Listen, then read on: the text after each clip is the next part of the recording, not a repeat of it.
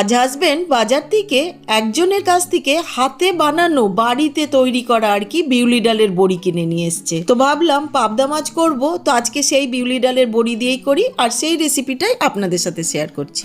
এখানে 2 চামচ জিরে নিয়ে নিয়েছি, একটা কাঁচা লঙ্কা অল্প করে করে জল দিয়ে আমি একদম মিহি করে বেটে নেব।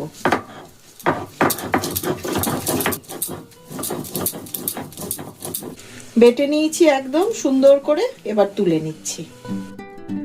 পাবদা মাছগুলিকে ভালো করে ধুয়ে জল ঝরিয়ে দিয়ে দিচ্ছি হলুদ, লবণ, সর্ষের তেল, কাশ্মীরি রেড চিলি পাউডার দিয়ে খুব ভালো করে মেখে রেখে রাখছি। এদিকে কড়াইতে সর্ষের তেল গরম করে বিউলি ডালের বড়িগুলোকে ভেজে নিচ্ছি।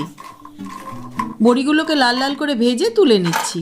এদিকে কড়াইতে আরেকটু সর্ষের তেল গরম করে তাতে মাছগুলো দিয়ে দিচ্ছি। একদিক হয়ে গেলে অপর পিঠটা উল্টে নিচ্ছি। উল্টে পাল্টে বেশ লাল লাল করে ভেজে মাছগুলিকে তুলে নিচ্ছি। এবার ওই তেলের মধ্যেই দিয়ে দিচ্ছি বেশ কিছুটা কালো জিরে আর একটা ফাটিয়ে নেওয়া কাঁচা লঙ্কা। ফোড়নটাকে একটু ভেজে নিয়ে দিয়ে দিচ্ছি লম্বা করে কেটে রাখা রাঙা আলু বা লাল আলু। লাল আলুটাকে অল্প একটু ভেজে নিয়ে দিয়ে দিচ্ছি লম্বা করে কেটে রাখা বেগুন। বেগুনটা দিয়েও একটু সময় ভেজে নিচ্ছি।